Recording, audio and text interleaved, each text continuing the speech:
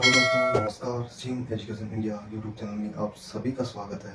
दोस्तों, हम जो बात करेंगे वो इंडियन ज्योग्राफी, भारत का भूगोल, इस सब्जेक्ट पर हम आज चर्चा करेंगे। तो दोस्तों, आइए लेते हैं हम जो पहला टॉपिक है।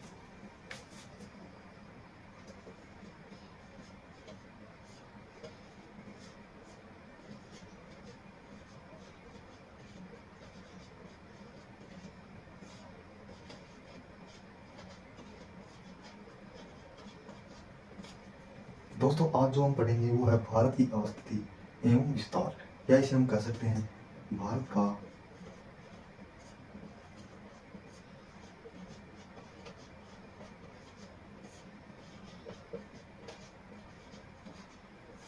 सामान्य परिचय।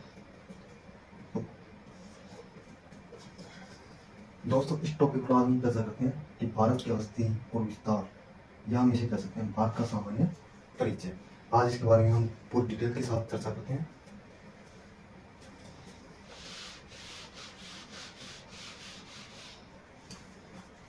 तो आज का हमारा बिंदु, सबसे पहले हम देखते हैं कि भारत की जो स्थिति है वो ग्लोब पर कैसी है, यानी कि भारत की ग्लोब पर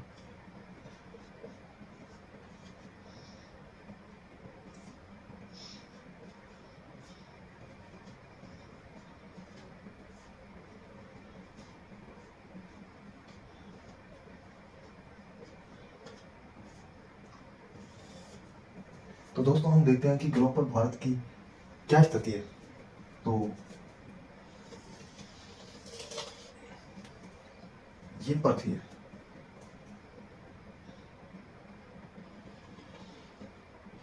पृथ्वी को दो बराबर भागों में बांटने वाली रेखा, इस रेखा को हम कहते हैं 0 डिग्री अक्षांश रेखा,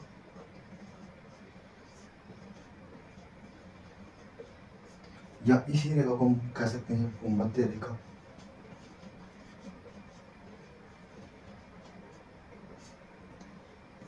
और इसे हम विषुवत रेखा के नाम से जानते हैं।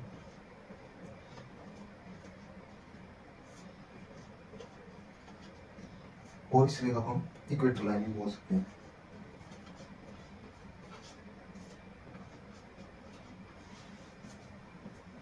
तो दोस्तों, ये जो रेखा है, इस रेखा को हम 0 डिग्री अक्षांश रेखा कहते हैं, इसे ही हम भूमध्य रेखा कहते हैं, और इसे ही हम विषुवत रेखा या इक्वेटर लाइन के नाम से जानते हैं। तो दोस्तों, ये जो रेखा है ये पृथ्वी को दो भागों में बांटती है। इसका जो ये भाग है, भूमध्य रेखा के उत्तर का जो भाग है, इसे हम बोलते हैं उत्तरी गोलार्ध,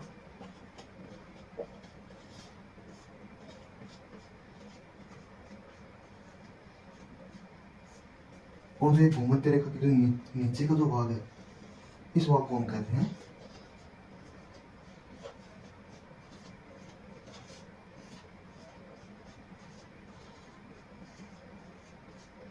दक्षिणी गोलार्ध।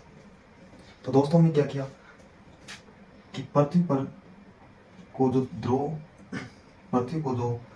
दो बराबर भागों में बांटती है, उसे हम भूमध्य रेखा के नाम से जानते हैं। भूमध्य रेखा के जो उत्तर में जो भाग है, जो ऊपर का जो भाग है, उसे हम उत्तरी गोलार्ध के नाम से जानते हैं, और जो भूमध्य रेखा के जो नीचे का जो भाग है, इसे हम दक्षिणी गोलार्ध के नाम से जानते हैं। एक रेखा एक मध्य में खींची जाती है। इस रेखा को हम 0 डिग्री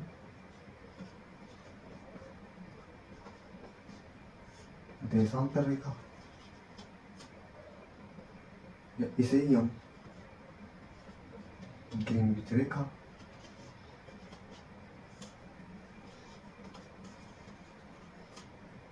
या इसे हम GMT के नाम से जानते हैं। दोस्तों, ये जो सीधी रेखा है, इस रेखा को हम 0 डिग्री देशांतर रेखा, या इसे ही हम ग्रीनविच रेखा या GMT रेखा, या इसे प्रधान या मध्य रेखा के नाम से भी जाना जाता है। तो ये जो 0 डिग्री देशांतर रेखा है, ये है इसका जो एक पश्चिमी भाग है, ये इसका जो पश्चिमी भाग है, इसको पश्चिमी गोलार्ध के नाम से जाना जाता है।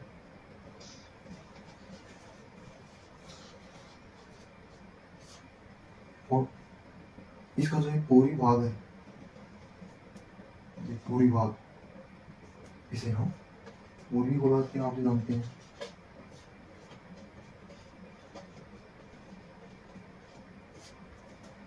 तो हमें पता करना है कि भारत की स्थिति इस ग्लोब पर कहाँ पर स्थित है। दोस्तों भारत की जो लोकेशन है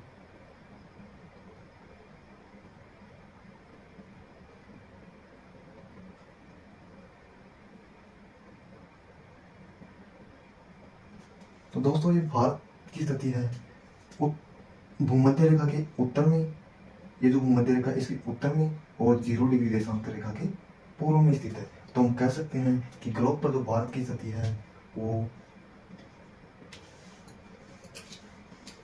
उत्तरी पूर्वी गोलार्ध, ग्लोब पर जो भारत की स्थिति है वो उत्तरी पूर्वी गोलार्ध के अंदर है। ठीक है दोस्तों,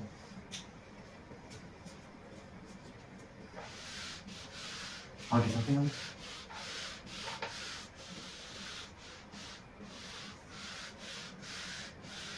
अगला बिंदु लेते हैं हम कि भारत की स्थिति एशिया महाद्वीप के अंदर किस दिशा के अंदर है।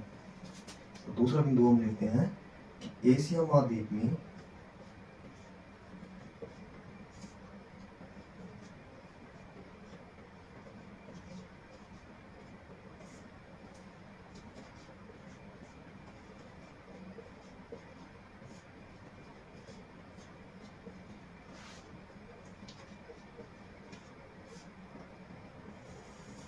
तो दोस्तों हम देखते हैं कि एशिया महाद्वीप में भारत की जो लोकेशन है वो किस दिशा में है।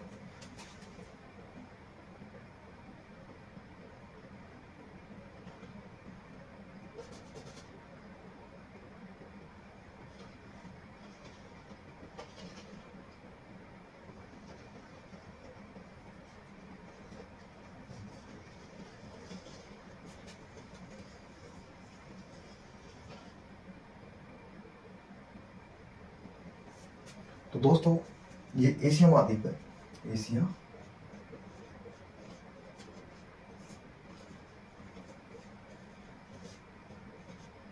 महाद्वीप। तो ये जो भाग है ये पश्चिमी भाग है, ये पूर्वी भाग है, और ये दक्षिणी भाग है, और ये उत्तरी भाग है। तो जो भारत की जो स्थिति है वो एशिया महाद्वीप के दक्षिण में स्थित है।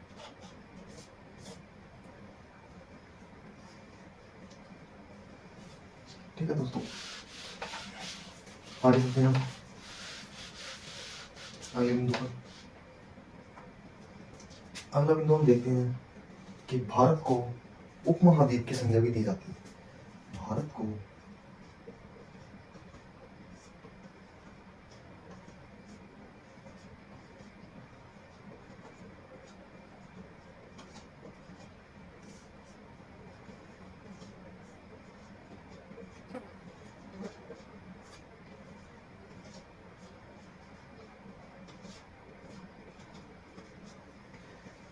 भारत को उपमहाद्वीप की संज्ञा भी दी जाती है। इस भारतीय उपमहाद्वीप में कौन कौन से देशों को सम्मिलित किया जाता है, आइए हम चर्चा करते हैं। तो दोस्तों भारतीय उपमहाद्वीप के अंदर ये जो भारतीय उपमहाद्वीप में इसमें सम्मिलित देश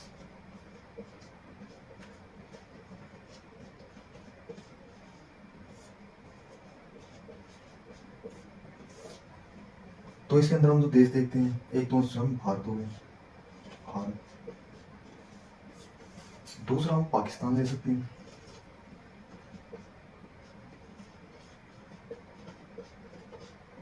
पाकिस्तान, तीसरा नेपाल, भूटान,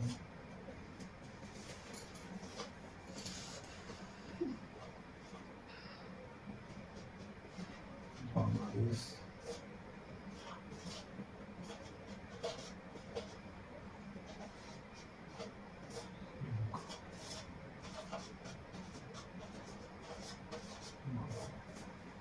तो दोस्तों भारतीय जो उपमहाद्वीप है उसमें सम्मिलित देश कुल 7 है। इन सभी को मिलाकर एक भारतीय उपमहाद्वीप की संज्ञा दी जाती है। और इन्हीं देशों को दक्षिणी एशियाई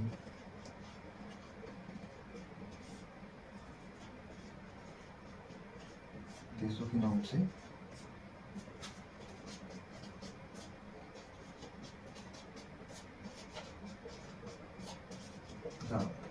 तो दोस्तों इन्हीं देशों को हम दक्षिणी एशियाई देशों के नाम से भी जानते हैं। अगर इन देशों के अंदर एक देश और ऐड कर दिया जाए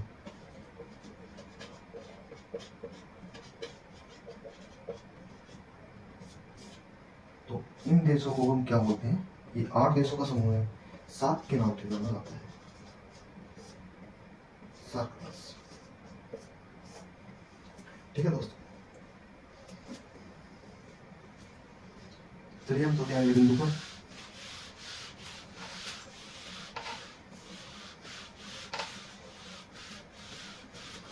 अब हम देखते हैं कि भारत की आकृति किस तरह की है।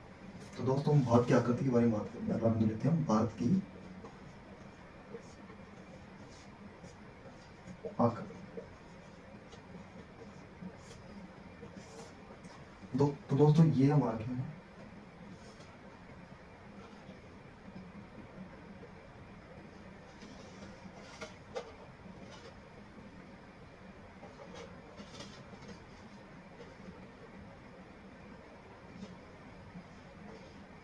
ये हमारा भारत है।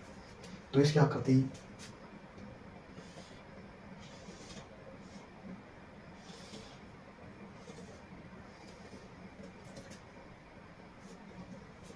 तो हमें ऐसी आकृति प्रतीत होती है कि जैसे चतुष्कोणीय हो, एक कोण है, एक कोण है, एक कोण, एक कोण। ठीक है दोस्तों, तो हम भारत की आकृति लिख सकते हैं चतुष्कोण।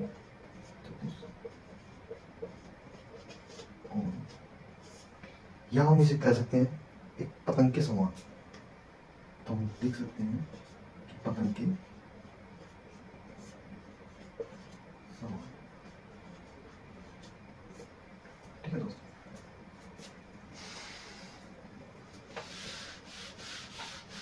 हम अब अलग लेते हैं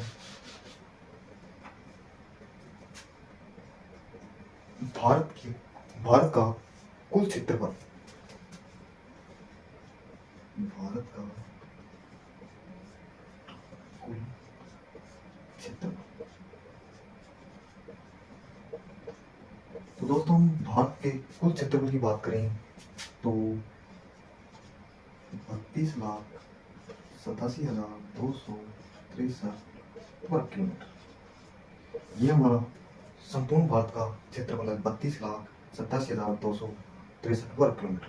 यदि हम देखें कि पूरे पृथ्वी का कितना प्रतिशत है, तो पूरे पृथ्वी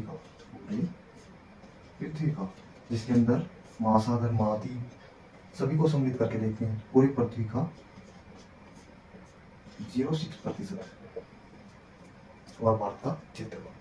यदि हम बात करें विश्व का, या हम बोल सकते हैं कि विश्व के स्थलभाग का कुल कितना प्रतिशत है, तो 2.42%। अगर हम बात करें कि एशिया महाद्वीप के अंदर, दोस्तों एशिया महाद्वीप के अंदर भारत का जो क्षेत्रफल,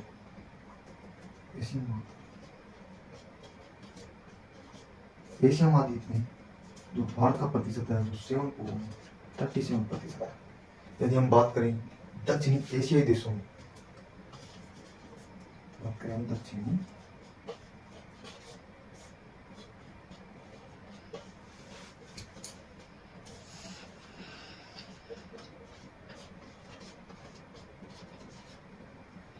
दक्षिणी एशियाई देशों में तो ये 64% है भारत का क्षेत्र। ठीक है दोस्तों, आगे चला जाए अगले बिंदु पर।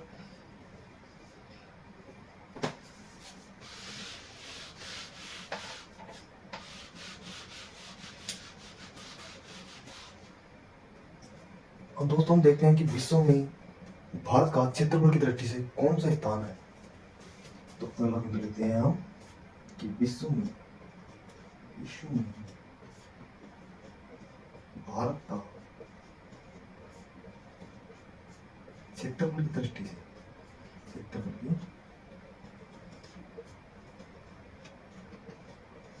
दृष्टि से स्थान। तो दोस्तों हम देखते हैं कि विश्व में भारत का क्षेत्रफल की दृष्टि से कौन सा स्थान है, वो है सातवां। तो आगे चलते हैं। तो विश्व के बड़े देश, विश्व के सबसे बड़े देश, सबसे बड़े देश क्षेत्रफल की दृष्टि से भारत का सातवां स्थान है उसके अंदर। तो हम लेते हैं पहला जो है वो रूस, दूसरा तो हम लेते हैं कनाडा,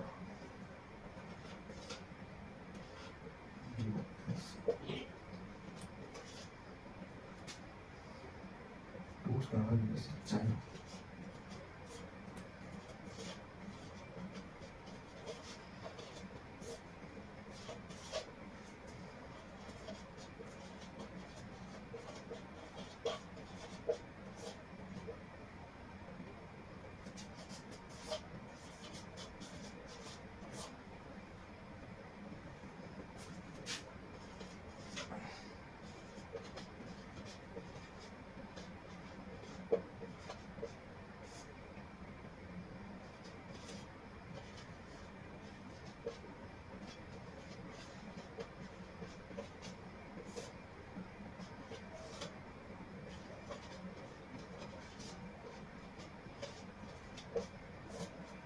तो दोस्तों हम बात करते हैं कि विश्व में भारत का क्षेत्रफल की दृष्टि से सातवां स्थान है।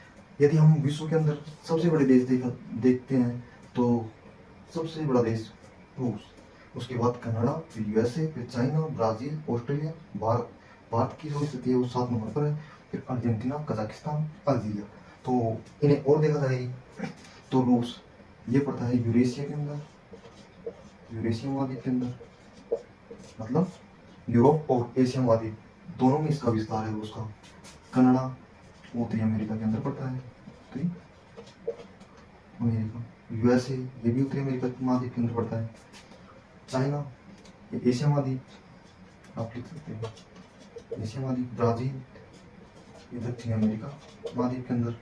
ऑस्ट्रेलिया ऑस्ट्रेलिया महाद्वीप के अंदर। भारत ये एशिया महाद्वीप के अंदर। अर्जेंटीना ये दक्षिण अमेरिका महाद्वीप के अंदर। कजाकिस्तान एशिया महाद्वीप के अंदर। और अल्जीरिया अफ्रीका महाद्वीप के अंदर। ठीक है दोस्तों,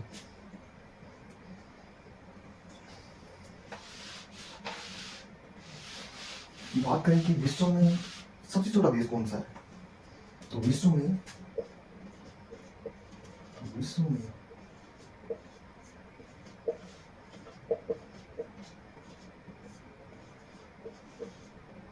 सबसे छोटा देश,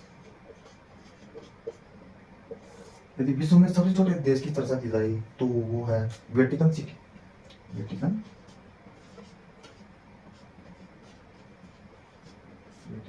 सिटी, वेटिकन सिटी। ये वेटिकन सिटी देश है जो इटली देश के अंदर स्थित है। इटली देश में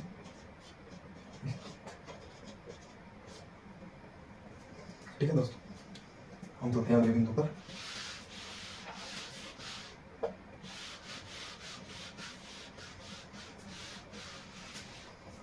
अब देखते हैं कि भारत में क्षेत्रफल की दृष्टि से सबसे बड़े राज्य कौन से हैं और सबसे छोटे राज्य कौन से हैं। तो भारत में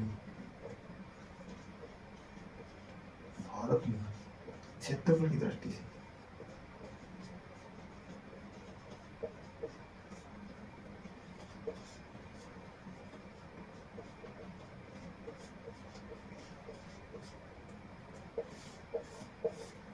भारत में क्षेत्रफल की दृष्टि से सबसे बड़े राज्य की बात करते हैं हम, और दूसरा हम सबसे छोटे राज्य, सबसे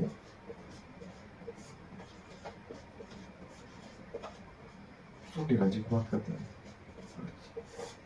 तो दोस्तों हम देखते हैं कि भारत में जो सबसे बड़े राज्य है वो सबसे पहला राजस्थान। इसका जो कुल क्षेत्रफल है वो 3,42,239 वर्ग किलोमीटर। दूसरा जो है वो है मध्य प्रदेश। मध्य प्रदेश। तीसरा जो राज्य है वो सबसे बड़ा वो है महाराष्ट्र। महाराष्ट्र। और चौथे नंबर की बात करें तो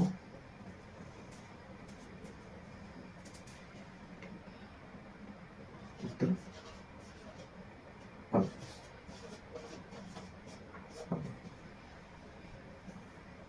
बात करें हम सबसे छोटे राज्य की तो इसके अंदर सबसे पहले आता है गोवा, जिसका कुल क्षेत्रफल कितना है 3,702 वर्ग किलोमीटर स्क्वायर। दूसरा राज्य सबसे छोटा यदि बात करें तो वो है सिक्किम।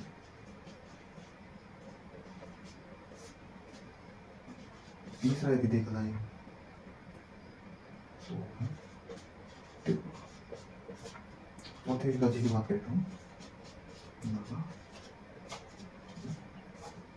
दोस्तों हमने देखा है कि भारत में जो क्षेत्रफल की दृष्टि से सबसे बड़े राज्य कौन से हैं और सबसे छोटे राज्य कौन से हैं।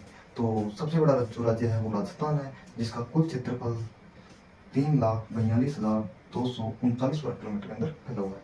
फिर जो दूसरे नंबर पर आता है वो मध्य प्रदेश, और जो थर्ड नंबर पर आता है वो महाराष्ट्र, और चौथे नंबर पर देखते हैं हम यूपी को। बात करें हम सबसे छोटे राज्यों की तो सबसे छोटा राज्य है गोवा, 3,702 किलोमीटर स्क्वायर के अंदर फैला हुआ है। और दूसरा सबसे छोटा राज्य सिक्किम, और तीसरा सबसे छोटा राज्य त्रिपुरा, और चौथा सबसे छोटा राज्य नागालैंड। आइए हम आगे चर्चा करते हैं, अगले बिंदु पर चलते हैं।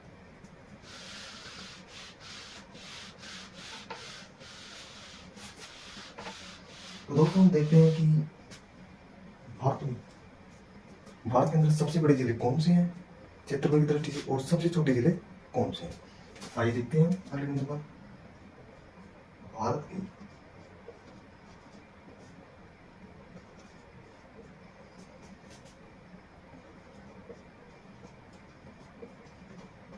क्षेत्रफल की दृष्टि से, सबसे बड़ी जिले, सबसे बड़ी जिले। बात करें हम सबसे बड़े जिलों की तो सबसे छोटे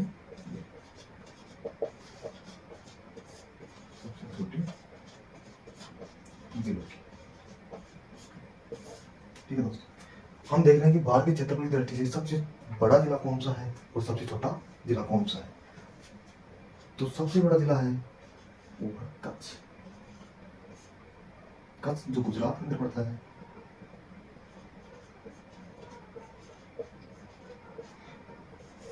इसका जो कुल क्षेत्रफल है वो है 45,652 वर्ग किलोमीटर। दूसरे जिले की बात करें तो वो है, ये जो पता है ये लद्दाख के अंदर आता है। तीसरे जिले की बात करें तो वो है जैसलमेर। ये जो पड़ता है ये राजस्थान है। अब बात करते हैं हम सबसे छोटे जिलों की। तो इसके अंदर सबसे छोटा जिला है माही।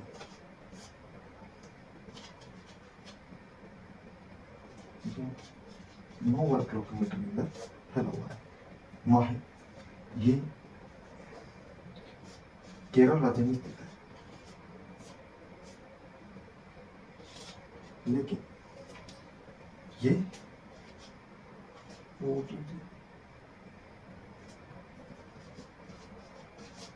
पुडुचेरी का जिला है। तो दोस्तों पुडुचेरी जिला पुडुचेरी एक केंद्र शासित प्रदेश है। इसके अंदर 4 जिले हैं। दोस्तों हम देख सकते हैं कि पहला पुडुचेरी, दूसरा काराईकल, तीसरा वियना, चौथा माही। दोस्तों पहले इन प्रांतों में क्या था कि फ्रांसीसियों का अधिकार था। इस वजह से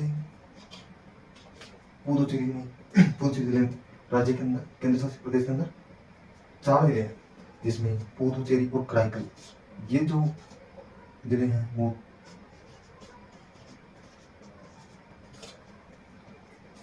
तमिलनाडु के अंदर स्थित है। और ये जो ये जिला है ये आंध्र प्रदेश के अंदर स्थित है, आंध्र प्रदेश।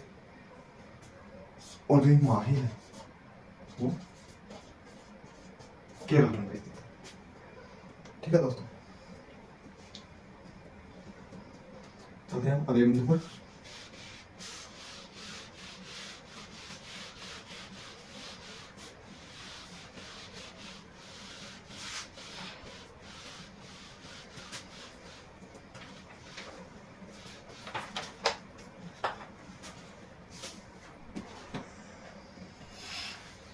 अब देखते हैं दोस्तों अगले बिंदु पर भारत का विस्तार। भारत का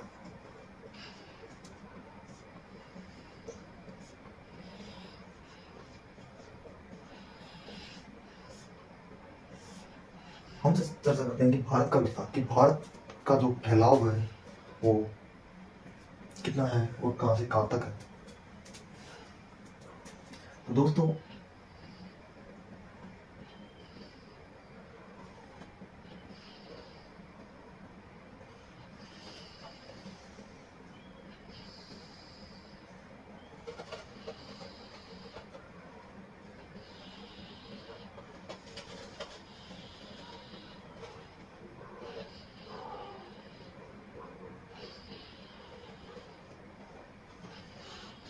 ये हमारा भारत है।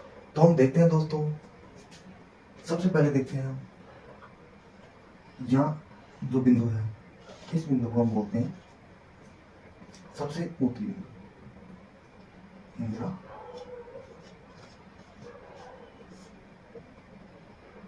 को।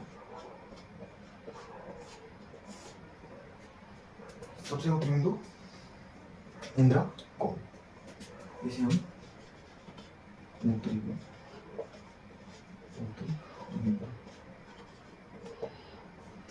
ये जो बिंदु है ये लद्दाख के अंदर होता है, लद्दाख। और यहाँ जो बिंदु है इस बिंदु को बोलते हैं गौहर माता या सर्किल।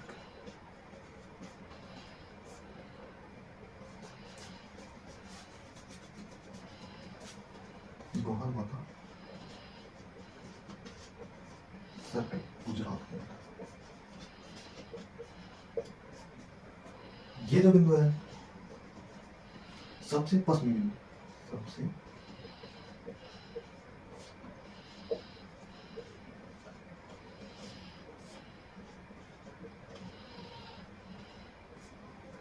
पश्चिमी बिंदु है।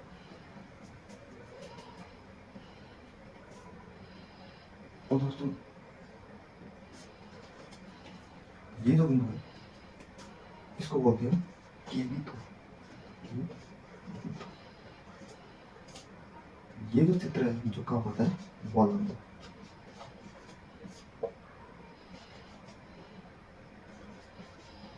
वालंगो जिला अरुणाचल प्रदेश में। और ये जो बिंदु है ये सबसे पूर्व बिंदु है, सबसे पूर्वी बिंदु।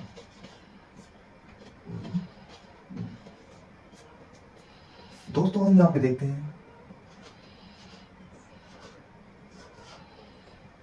ये है अंडमान निकोबार द्वीप समूह।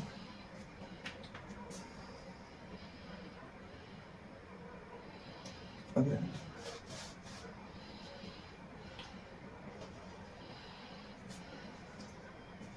ये जो बिंदु है इसके हम बोलते हैं कन्याकुमारी। कन्याकुमारी या इसे हम बोलते हैं कैप मूरी।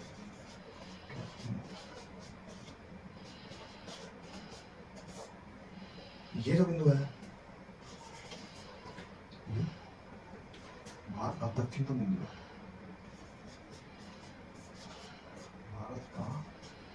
भारत की मुख्य भूमिका दक्षिणतम बिंदु। दोस्तों हम चर्चा करेंगे भारत का विस्तार। सबसे उत्तर में जो बिंदु है जिसे हम इंद्रकोल के नाम से जानते हैं, ये लद्दाख के अंदर पड़ता है।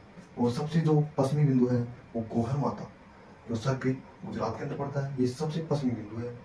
और किबिथु ये सबसे पूर्वी बिंदु है जो वालंग अरुणाचल प्रदेश के अंदर पड़ता है, ये सबसे पूर्वी बिंदु है। और बात करें हम कन्याकुमारी के मोरी, ये भारत का की मुख्य भूमिका सबसे दक्षिणतम बिंदु है। तो दोस्तों यहाँ से लेके यहाँ तक इसकी लंबाई देखते हैं हम, तो ये जो लंबाई है 3214 किलोमीटर। और इस बिंदु से हम इस बिंदु की बात करें तो ये जो लंबाई है 2935 किलोमीटर। तो दोस्तों भारत की लंबाई व चौड़ाई के अंदर अंतर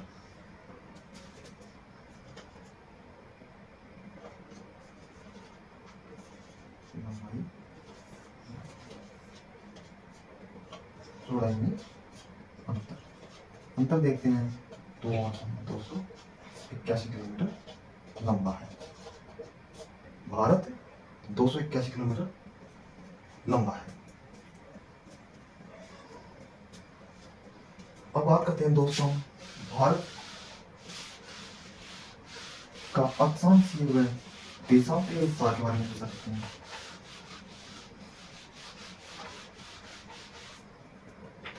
भारत का अगला लेते हैं भारत का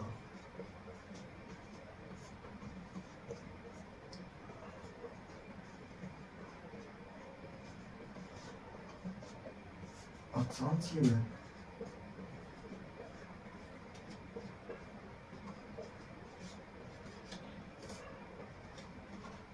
विस्तार के बारे में चर्चा। तो दोस्तों हम बात करते हैं भारत का अक्षांशीय और देशांतरीय विस्तार के बारे में। दोस्तों हम लेते हैं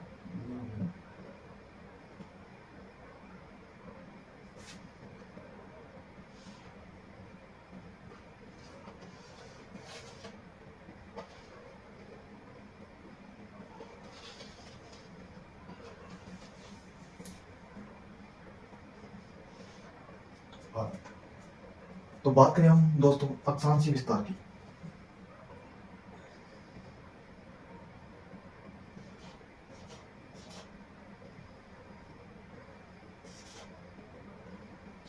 ये है जो अंडमान निकोबार द्वीप समूह है,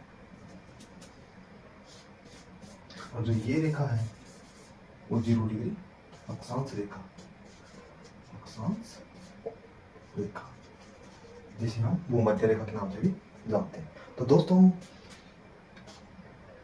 भारत के अक्षांशों की बात करते हैं तो ये अक्षांश रेखा 0 डिग्री, तो यहां तक वो आती आती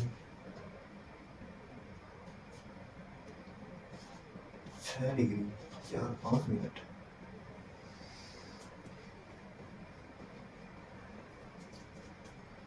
ये है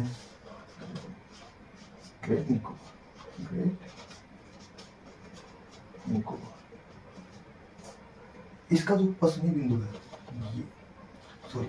इसका जो दक्षिण पॉइंट है, ये जो दक्षिण के अंदर स्थित है, इसे हम बोलते हैं इंदिरा पॉइंट। इंदिरा पॉइंट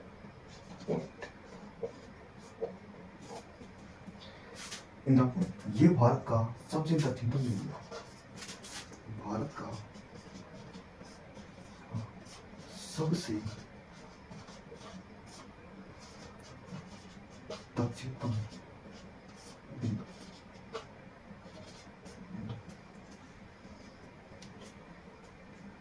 इस इंदिरा पॉइंट को हम अन्य नामों से भी जानते हैं, इसके उपनाम कह सकते हैं।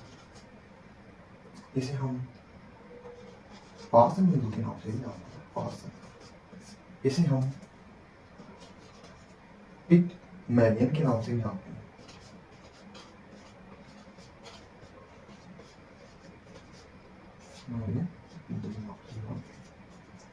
इसे हम ला फीचिंग के नाम से भी जानते हैं।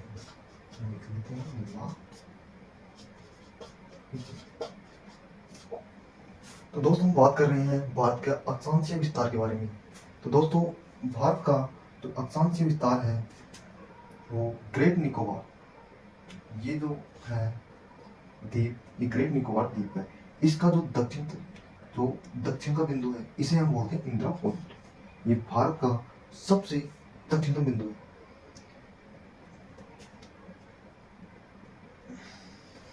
भारत का सबसे दक्षिणतम बिंदु है। इस इंदिरा पॉइंट को अन्य नामों से भी जाना जाता है। इसे पिगमलियन पॉइंट भी बोलते हैं और इसे पार्सन पॉइंट कहते हैं, ला हिसिंग के नाम से जाना जाता है। हम बात करें कि इसका अक्षांशीय विस्तार कितना है। अक्षांश तो इसका अक्षांश 6 डिग्री 4-5 मिनट।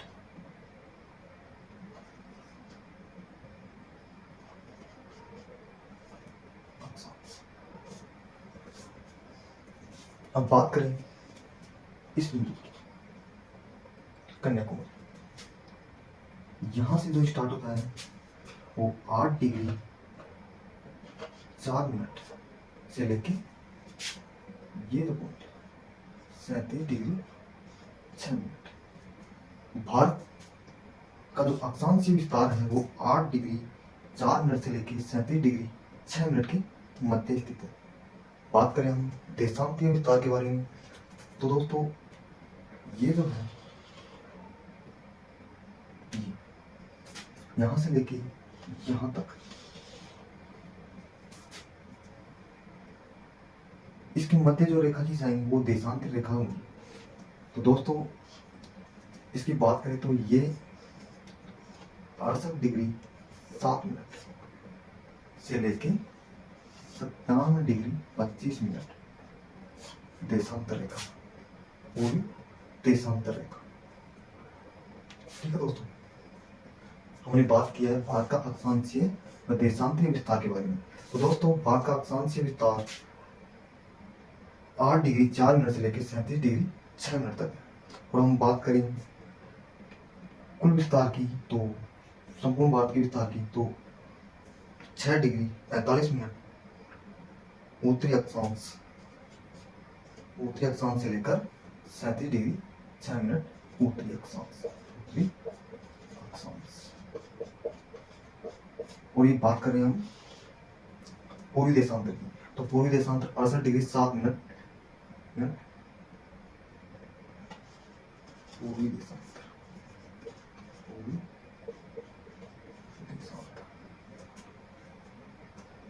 68 डिग्री 7 मिनट से लेकर 97 डिग्री 25 मिनट पूर्वी देशांतर।